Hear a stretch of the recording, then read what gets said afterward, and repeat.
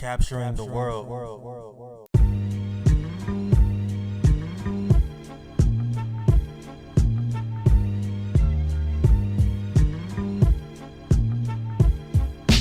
Hey, what's going on, guys? This is David Carmichael II, and I am back with another great episode of the Capturing the World podcast. I have another great special guest. I'm so excited for y'all to hear about her story. Her name is Roberta Lea. She is a country music artist from Norfolk, Virginia. Her music career has taken off in an amazing way, from getting her music videos featured on country music TV, from getting nominated at the Veer Music Awards, also being featured on publications such as the Boot, NPR. Roberta Lee's future looks very bright. So nice to meet you. How you doing today? I'm doing good. Nice to meet you too. Awesome. So before we start, I just want to say, so we had for the Capture the World Festival, of course, we had, a sign up link and a lot of artists sign up to perform. And I was listening to like all the artists trying to, figure out who we wanted to perform at that festival. And I stumbled upon your music and it was just so different. And I listened to your song More Than a Woman. And that's probably like the song that a lot of people might have heard you first. It was an amazing song. And I was like, talking to my dad and other people that's helped me run the festival. And I was like, man, y'all got to listen to this artist. He's a country music artist. I think she'd be a great addition to our festival. I just feel like she brings something different. So yeah, I'm just very excited to have you in here in front of me. So Thank you. Thank you. I really appreciate that. I appreciate the opportunity. I saw the festival. I think I heard about it a couple times. Perhaps we, being in the creative space, I'm sure we probably cross the same circles, with people that we probably follow online and stuff. So I've seen the festival before and I love my community. I love the 757. So I'm here to support any way that I can. no doubt, no doubt. I just definitely thank you for wanting to be a part of this experience. So my first question I want to ask, I definitely read up about you and looked up some of your older interviews. So like when I know you said you started songwriting at a young age. So exactly like what time frame was that? I was probably around 15, 16 years old. I got my start like a lot of people do when I was going to church at the time. And I was young. I was getting on every instrument that I could get my hands on. And I had some friends and some sisters in the church show me a couple chords, here and there, and I just took it in and ran with it. I was already involved in like music. I used to play orchestra, so when music was involved, when I was in school, stuff like that. So when I started going to church, they need everybody, especially when it's a small church, they need everybody to play everything, do everything. We need you on drums, we need you in nursery, we need you. So it was just a great experience. It was a great incubator that really sparked that side of creativity for me. Okay, no doubt, no doubt. So also seeing that you were a teacher before you Yeah. started doing music full time. Mhm. So let's kind of touch on that a little bit. So like what were you actually teaching and how long were you doing it until you decided to go full time with your career? So I was teaching Spanish and Oh wow. I taught Spanish in high school. I taught at Lake Taylor High School and Booker T High School. So Okay. I taught for a total of about 6.5, 7 years and loved it. I love teaching. I love my students. If any of them happen to come across this podcast, shout out. I love you. But it was really the pandemic that kind of gave me that little nudge and that little shift to give doing music a try, just because it was a huge reminder that life is short. And if Hmm. you don't take a chance on yourself, who will? And so I was teaching during the pandemic. We were virtual most of the time. And high school students, they didn't want to turn their cameras on or anything like that. So at the Right. time, there was always already like this disconnect that before, when I would normally be really attached to my students, I could teach. I taught Spanish, so I could be the fun teacher. You know what I mean? Like I could have all the fun I wanted to have, and I Right. would get really, I would get really close with my students. And so usually when it would be really hard to make a transition during the pandemic, it was there was already just a, kind of over the, it was just a disconnect already. You know, Right, I right. didn't know their faces, right? They were behind a computer screen. You know, I only saw them, but just a handful of them when we did get back into the classroom. So it was just easier at the time to be like, okay, it seems like a good time to make that shift. So I did. Okay, no doubt, no doubt. Awesome. So, yeah, that's kind of funny because I was not expecting you to say you were a Spanish teacher. I don't know. I just the obvious answer probably would have been like, music class or something. Yeah. But yeah, that's pretty cool. So like how did you get into like teaching Spanish? Like, I mean, obviously you had to have learned Spanish and when you were in school. So like how did that come about? So, you know, oh, what was it? Okay, so at the church that I had been going to, by the time I got to college, they were planning their very first mission trip. And we were going to Argentina. Okay. Um, and so with that, I was like, oh, let me take a Spanish class so I could get acquainted, you know, at least try. And so it kind of came naturally because when I was in high school, ironically, I took French. Oh So wow. so I took French, but knowing one language kind of helps you learn the other. So when I got to Right. Spanish, I was like, oh, I recognize most of this. This is very, very similar because they're, you know, romantic languages. And so I decided to take up Spanish to get prepared for those mission trips. And then I kind of just fell in love with it. It kind of just came naturally, and I decided to give it a shot. Okay, okay, cool, cool. Yeah, I know I took Spanish when I was in high school. Unfortunately, I didn't pay attention like I should have because now, I'm starting to travel a lot more as far as like out of the country. Like I've been to, Dominican Republic. I've been to Colombia. So, going to those places, I got to pull out my Google Translate app and, so I can be able to communicate. But I kind of wish I was able to pay more attention because I would definitely would like to like have a conversation like with Yeah. using my own voice instead of using the We app. be trying But to tell y'all. We be look, trying to tell y'all. look, because Yeah. the teacher will always say, y'all got to take this serious because you might have a job that might require you to be learn have different language.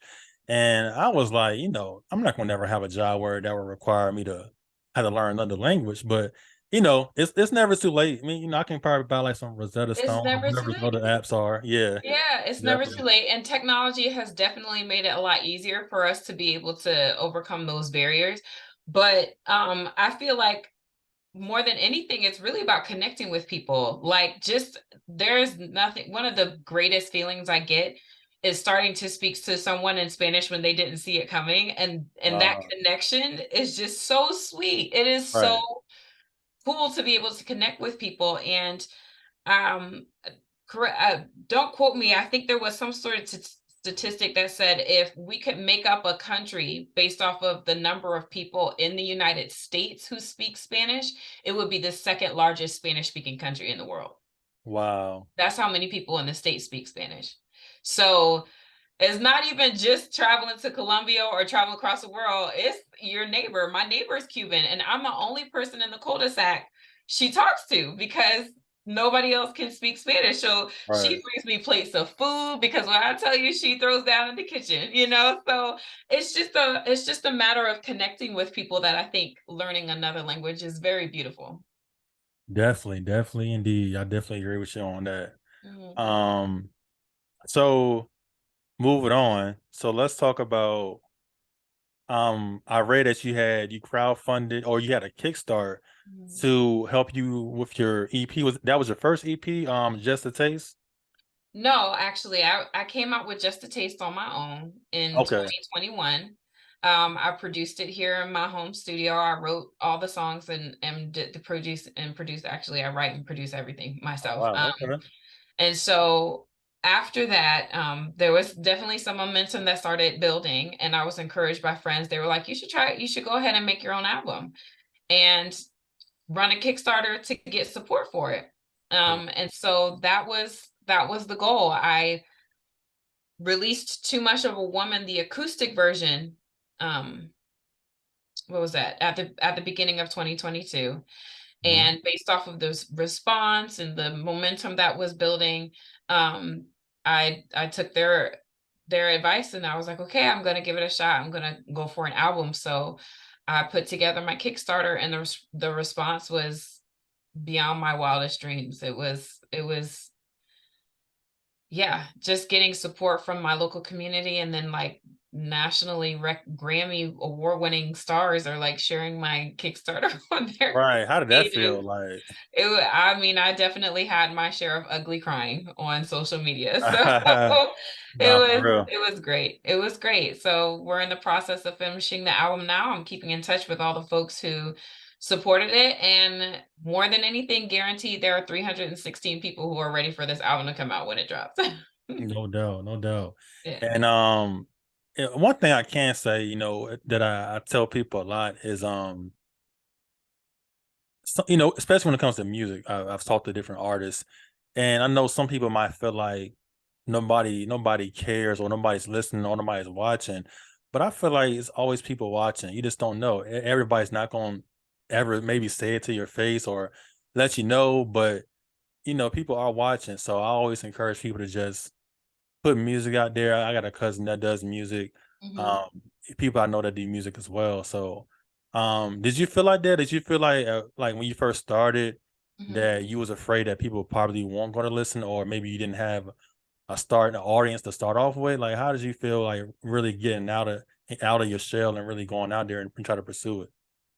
Um, there, I think anybody can relate to that, and I've definitely experienced, because my friends had to convince me to do the Kickstarter to begin with. So Right. yeah, it was in the back of my mind, like, okay, is anyone really going to support? Is anyone really going to respond to this project, that I'm trying to do? And I started the Kickstarter with an open heart. And the worst case scenario is that you don't hit your goal, right? Hmm. You didn't have the money before anyway, so what difference does it make, Right. right? So Sure. the worst case scenario is that you don't hit your goal.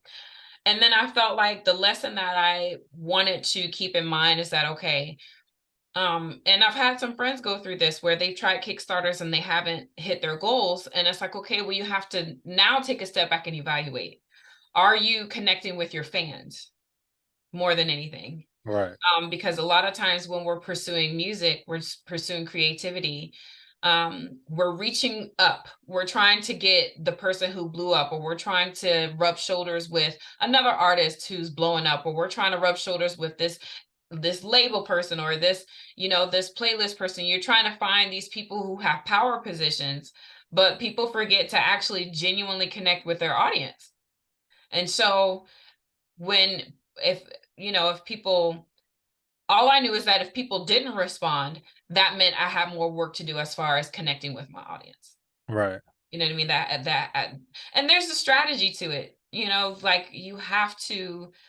I was taking advantage of the visibility that was taking place. I'm a member of the Black Opry, and we were on tour at the time. So I strategized when I was going to do a Kickstarter. You know what I mean? So I was Right. doing a Kickstarter while I was on the road. So when I was on the road and I was doing a show, I would announce to the whole audience, hey, I'm doing a Kickstarter. I would print out QR codes and I would put them on the tables and on the chairs. And when I was doing my set, I say, hey, by the way, you might have seen this QR code. I'm doing a Kickstarter. Here's how you can support. So there's a lot of strategy that goes on around getting that kind of support like that, but more than anything, connecting, making sure that your audience is connected. And if you don't reach your goal, you can try again and evaluate, reevaluate, and give it another shot.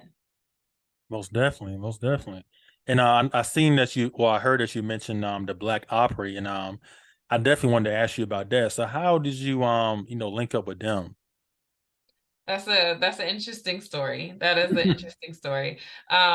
So 2020, 2021, right? We got the pandemic going on. We're most of the time locked up in the house.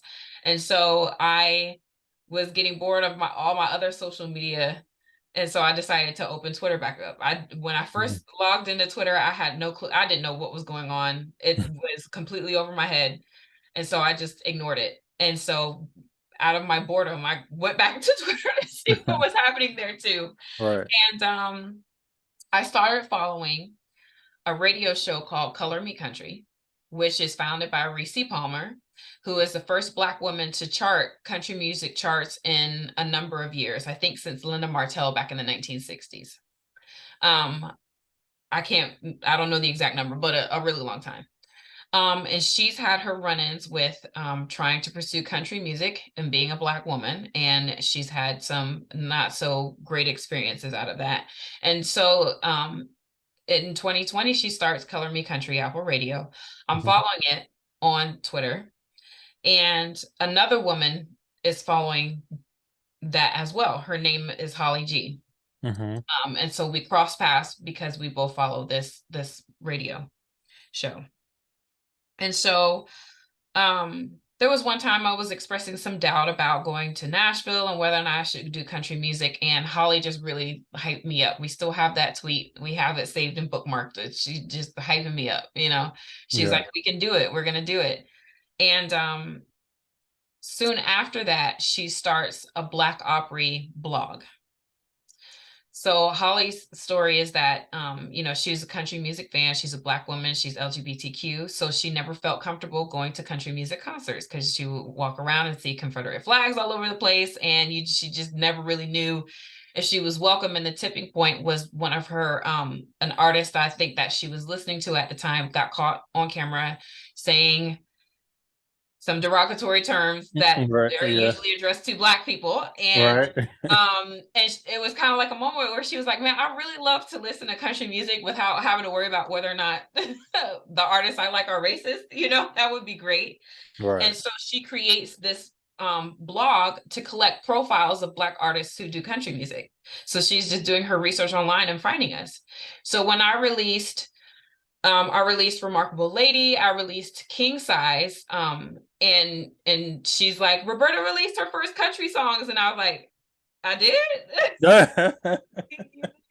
And she was like, and she puts my profile on the Black Opry page. She's like, your country, and so Right. it's just a matter of her just taking me by the hand and bringing me along for the ride.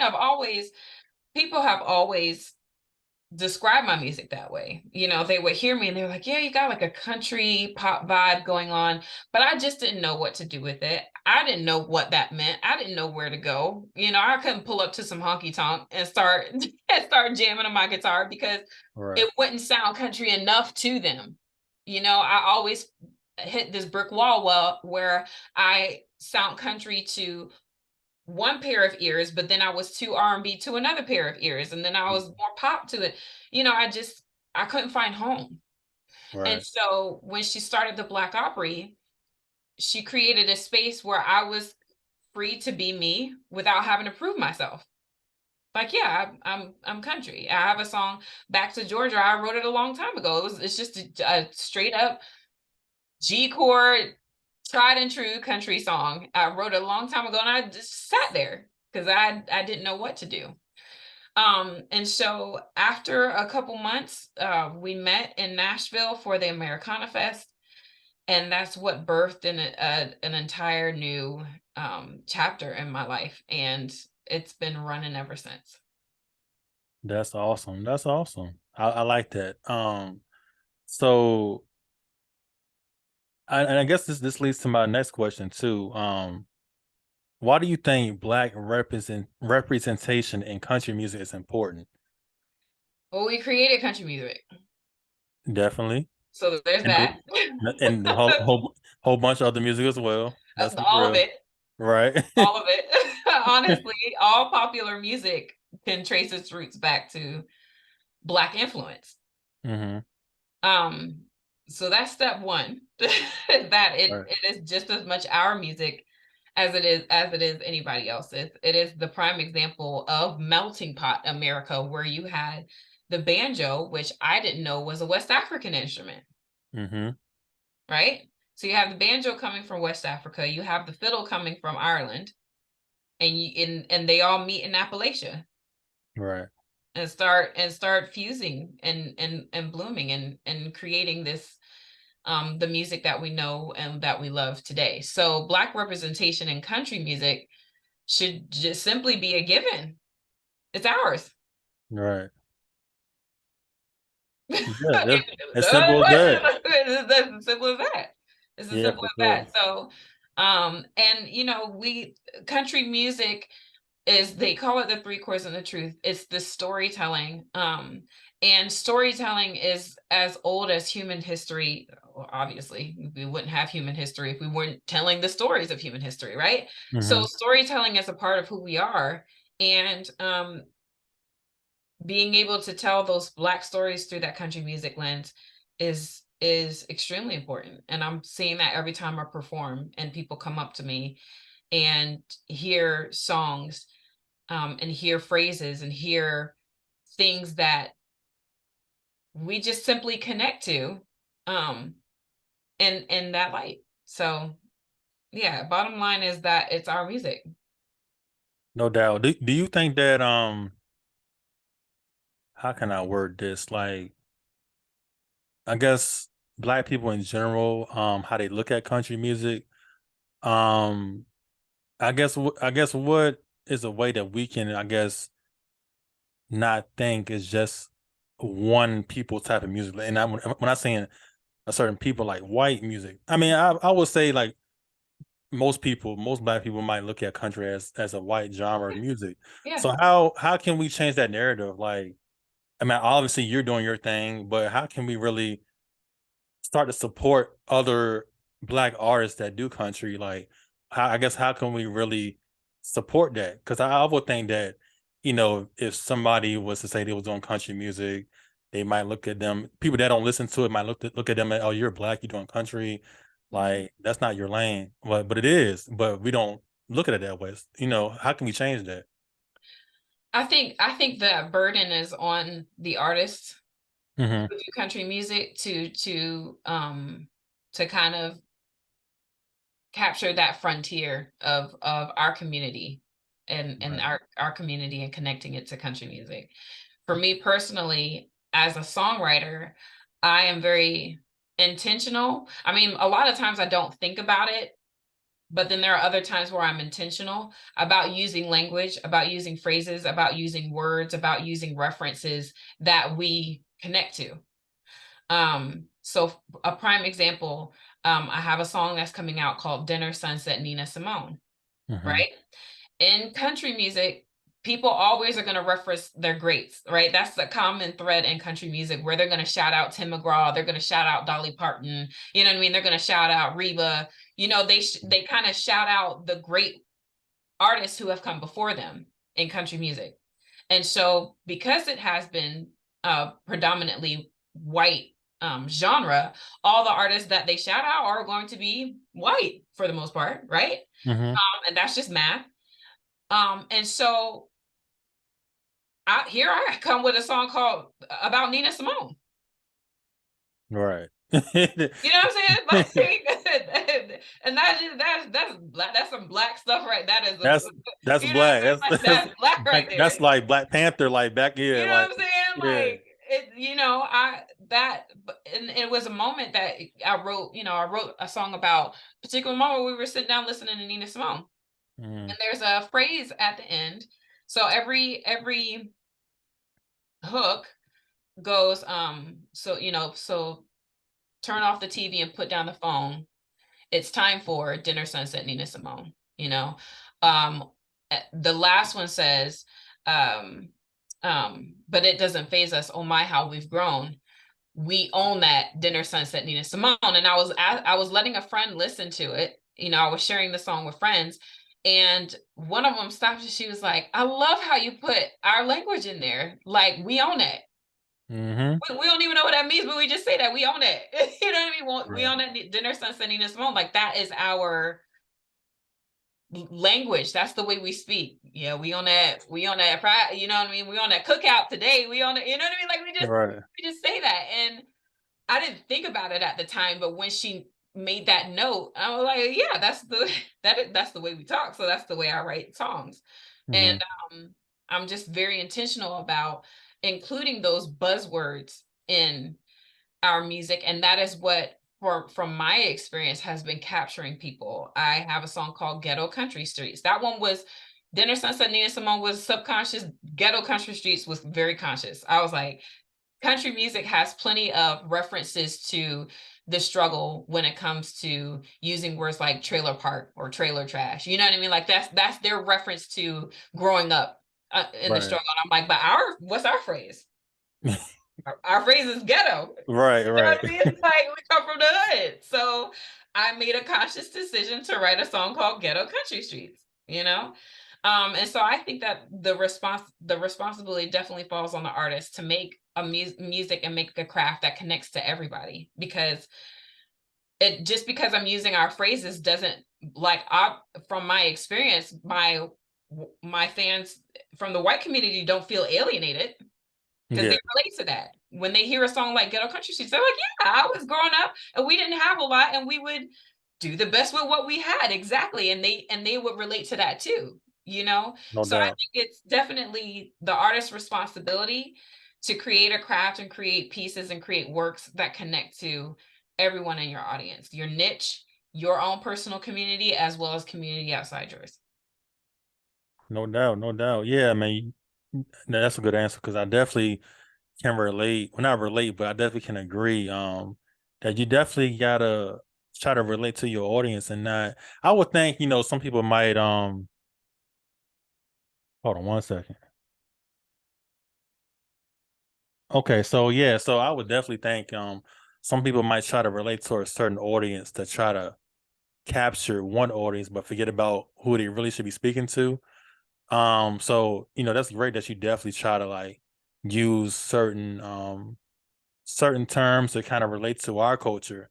Even though it's country, you can Mhm. still relate to our culture with country music.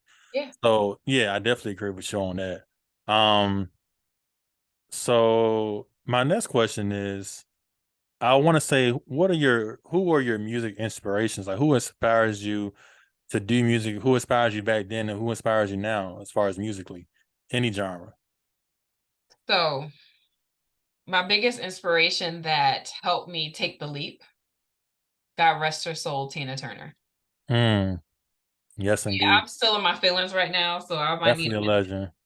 It's all good. But I saw her documentary, which she came out with her documentary on HBO, where she was just saying like, "Hey y'all, I'm out, I'm done, leave me alone." No, no, Right. but she was kind of wrapping things up, and to look at her life from my adult perspective encouraged me a lot because number one, I'm a wife, I'm a mom right now. Um, and I'm in my mid 30s. So I'm not this little young buck, I'm not Mm, this little young doe trying to do music.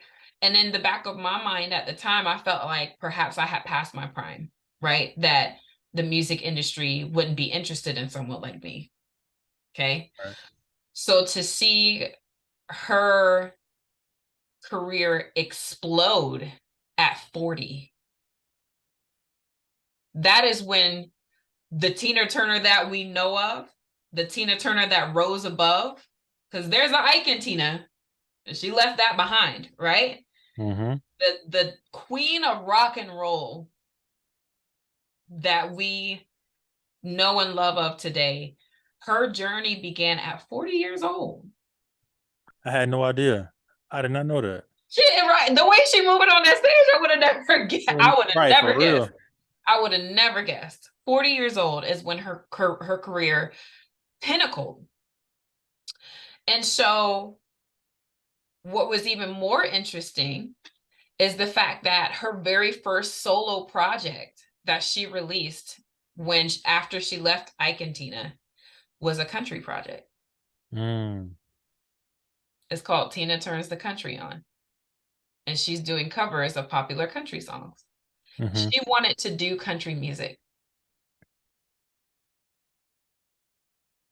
right? But you're right. But you decided to go a Well, different at route. the time, right? We're talking about country music. Look, we're talking about how right now black folks are just starting to break in. So you can imagine at the time they weren't trying to have that.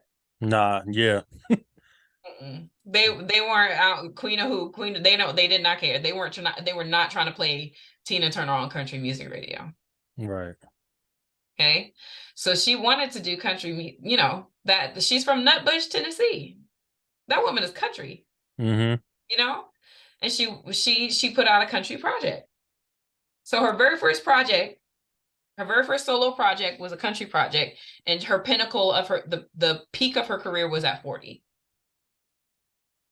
That told me all I needed to know. Right. You know, that told me all that I needed to know. So, growing up, the radio had a variety. Our household had a variety of music. My mom, of course, had her 80s and 90s R&B. So you had the Anita Bakers, the Roberta Flacks, um, things of that nature. My sisters, I had one sister who would listen to Alanis Morissette and Jewel and Sheryl Crow, and I had another sister who was listening to Tupac, Katrina, you know. Right. And of course, we all loved our '90s R&B, the TLC, the SWV, right, all that stuff. Um, Definitely. and then classics like Bill Withers, Tracy Chapman. So my influence runs pretty deep, pretty deep. As far as who I grew up listening to, Mariah Carey and Whitney Houston, like Boyz II Men, like I just put headphones on and just zone out for the whole day. You know what I mean? As a kid. So that's the reason why I feel like the genre that my musician friends have created for me, country neo pop, fits so well because it kind of encompasses all of the songs and the influences that I've had throughout throughout my life. Yeah. Okay. Okay. Awesome. Awesome. So unfortunately, I got a 4 minute left timer. I forgot that Zoom puts these timers Yeah. up here. Yeah. So I'm All gonna have to good. ask you. Yeah, I know this You because gotta speed it up. Okay, yeah, got you. it's been getting good. Yeah, it's I'm sorry, I did not know they had a timer, but well I did, but I didn't know it still does it when you have two people online. But so my last question, well, one more question. So that's real quick. Like, who are some artists from around here that you like to listen to or that you like overall? Octavia the Great. Okay. She's phenomenal. She is a hip hop artist and I love her to death. We've done some collaborative work together and she is like the dopest. She is extremely dope. Marv P. Okay, Who's I've heard of him. yeah, Yeah. yeah, he's another hip hop artist. He's a great friend of ours. Shout out to Christy K, who's a Mhm. pop artist in the area. My friend Jared Farrell. Um, um, I mean, the list goes on. The list goes on. I'm very proud of um, the creators here in the 757. So, No doubt, no doubt. Definitely, we definitely have a lot of talent. mhm, Definitely, definitely from sports to music, everything. mhm, mhm. Um, so okay, so last question. Well, probably two more questions. All right, so real quick, any advice for young black woman, this black woman in general wanting to do music? What one piece of advice would you give to them? Find some community. Mm, There's a phrase that goes, if you want to go fast, go alone, but if you want to go far, go together. nice So quote. definitely find some community that has great synergy, great energy, and you guys work well together and take the journey together. No doubt, no doubt. Okay. So this is my real last question. This is a question that I ask all of my guests. Um, and this relating to what you do. How do you plan to capture the world? Ooh, okay, wait a second. I wasn't ready for this. How do I Everybody's always blown away about that question, but you got 2 minutes left. So I got 2 minutes to answer. two How do I minutes plan left. on capturing the world? I plan on capturing the world through my music, through songwriting, through writing songs, like we mentioned earlier, that connect with everyone, Mhm. um, that make people think, that make people laugh, that make people cry, um, and that make people connect and find community with one another. I plan on capturing the world through my songs. No doubt, no doubt. Okay, well, that's a wrap. Miss Roberta Lee, like I said before, Thank you for being a part of this podcast. Definitely excited to see you perform at the second annual Capture the World Festival in Hampton, Virginia. I feel like our guests and spectators are going to be blown away about by your music and your voice. And that's your, you be playing the guitar, you be doing it all. I'll be seeing your videos. So definitely excited. And can you want to tell the people your social media real quick and where can they find your music at? Yep, people can find me if they visit www.iamrobertalee.com, and also on social media at I am Roberta Lee, and Lee is spelled Lea. If you spell with an E, that's not me. Shout out my friend For Tyler. for sure, for sure. All right, well, it's a wrap. This is David Carmichael II with the Caption World Podcast. Thank you for all of our Spotify listeners, YouTube listeners, and Apple Podcast listeners. And we'll see you all on the next episode. You have a good one. Peace.